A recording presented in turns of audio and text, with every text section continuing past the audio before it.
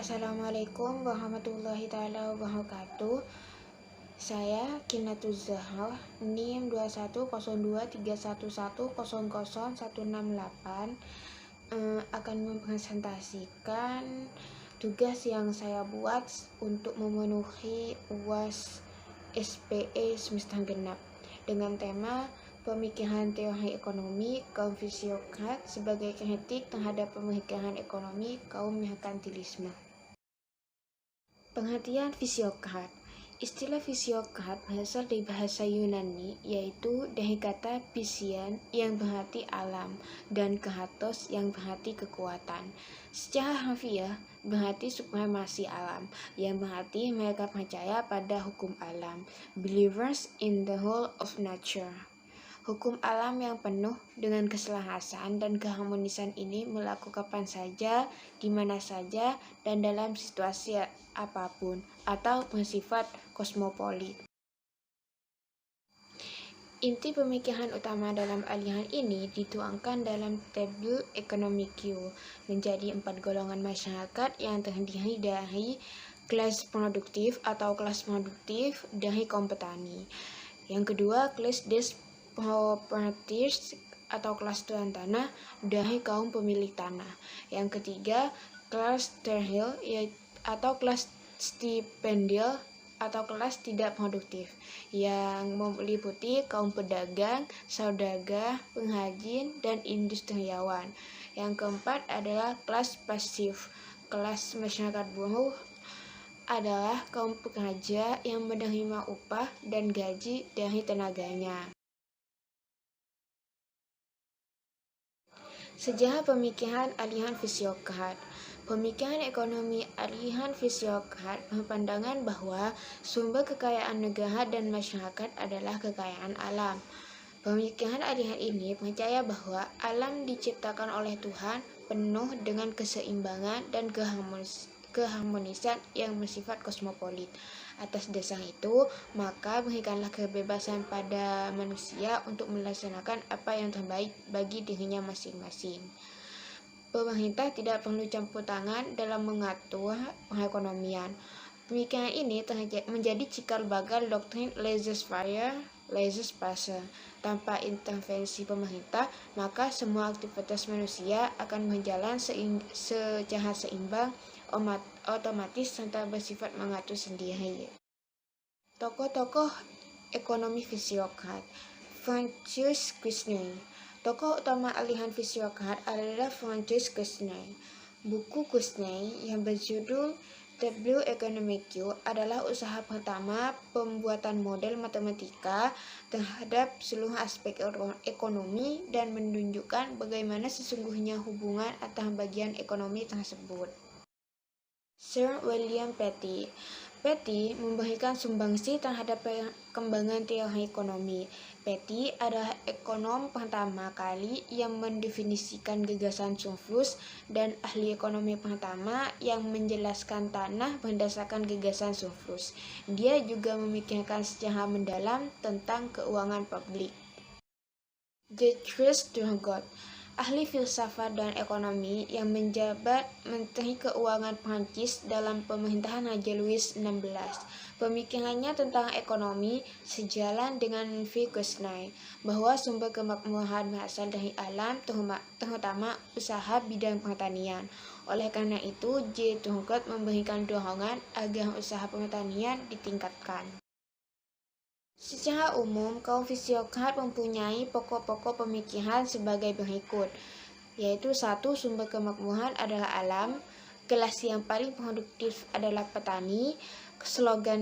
Slogannya adalah laissez-faire, laissez-passer, le monde va de lui-même, yang jika diterjemahkan dengan bebas artinya jangan campur tangan, alam semesta dapat mengatur dirinya sendiri.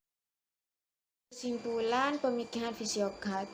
Fisiokrat adalah suatu paham yang mengutamakan segi pertanian dan kebebasan, sehingga untuk kemakmuran tidak perlu adanya campur tangan pemerintah. Paham fisiokrat juga berpendapat bahwa sumber dari kekayaan adalah alam. Alamlah yang menentukan kehidupan manusia. Alam identik dengan tanah, semua kekayaan berasal dari tanah, maka semua yang berasal dari tanah harus dimanfaatkan sebaik-baiknya. Merkantilisme merupakan sebuah teori yang menyatakan bahwa kesejahteraan suatu negara hanya ditentukan oleh banyaknya aset atau modal yang disimpan oleh negara yang bersangkutan, dan bahwa besarnya volume perdagangan global teramat penting. Politik perekonomian merkantilisme sebagai aliran perekonomian bertujuan untuk memperkuat negara dengan jalan akumulasi kekayaan atau kapital. Karena itu, pembangunan ekonomi harus diprioritaskan. Adapun tokoh-tokoh merkantilisme yaitu yang pertama John Bodin. John Bodin sebagai seorang ilmuwan berbangsa Prancis yang dapat dikatakan sebagai orang pertama yang secara sistematis menyajikan teori tentang uang dan harga. Menurutnya, bertambahnya uang yang diperoleh dari perdagangan luar negeri dapat menyebabkan naiknya harga bahan-bahan. Selain itu, kenaikan harga bahan juga dapat disebabkan oleh praktik monopoli dan pola hidup mewah dari kaum bangsawan dan hajar. Yang kedua, Thomas More. Dalam bukunya yang pertama, yaitu A Discourse of Trade from England into the East Indies 1621, More tidaklah dianggap terlalu merkantilisme. Ia menyatakan bahwa negara akan menjadi makmur dengan cara yang seperti ditempuh oleh sebuah keluarga, dengan penghematan dan penyimpanan uang lebih banyak ketimbang dengan mereka keluarkan. Demikian juga negara dan keluarga akan miskin jika terlalu banyak menghamburkan uang. Yang ketiga yaitu ada Jean Baptiste Colbert. Yang keempat ada Sir William Petty, dan yang terakhir adalah David Hume, merupakan sahabat Adam Smith. Sering berdiskusi mengenai pandangan-pandangan terhadap ekonomi. Bukunya adalah Of Balance of Trade, yang membicarakan harga-harga yang sebagian dipengaruhi oleh jumlah uang. Kesimpulan pemikiran merkantilisme ialah paham merkantilisme berpendapat bahwa jika suatu negara mau maju atau makmur, maka negara itu harus melakukan perdagangan dengan negara lain.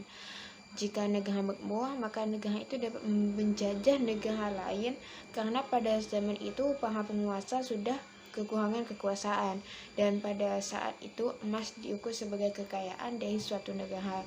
Siapa yang punya banyak emas dan perak, maka negara itu kaya raya. Perbedaan filosofi ekonomi, aliran filsafat dan merkantilisme.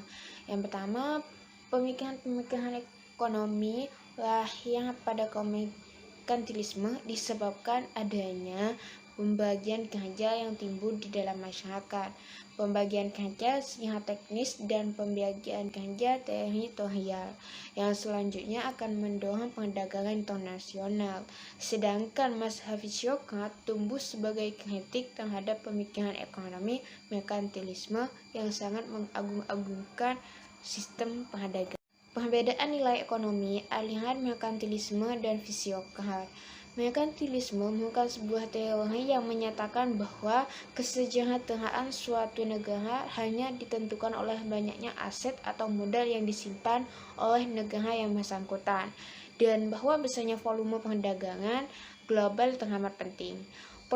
Politik perekonomian merkantilisme sebagai aliran perekonomian bertujuan untuk memperkuat negara dengan jalan akumulasi kekayaan atau kapital. Karena itu, pembangunan ekonomi harus diprioritaskan. Sedangkan Sokrat percaya bahwa sumber kekayaan itu berasal dari semua kekayaan alam yang dimiliki oleh negara tersebut. Sedangkan perbedaan instrumen kebijakan yang digunakan aliran Sokrat dan merkantilisme, yaitu merkantilisme merupakan model kebijakan ekonomi dengan campur tangan pemerintah yang dominan dan politik kolonial. Sedangkan Sokrat menganggap bahwa sumber kekayaan yang senyata-nyatanya adalah sumber daya alam. Sokrat percaya bahwa alam diciptakan Tuhan dengan penuh keselarasan dan keharmonisan. Maka kemakmuran didapatkan apabila manusia dapat mengelola sumber daya alam sebaik mungkin. Dengan kata lain, tidak ada campur tangan pemerintah dalam aliran fisiokrat. Manusia diberi kebebasan untuk memenuhi kebutuhan hidupnya sendiri. Terima kasih, mungkin hanya itu yang dapat saya sampaikan. Kurang dan lebihnya saya mohon maaf. Wassalamualaikum warahmatullahi wabarakatuh.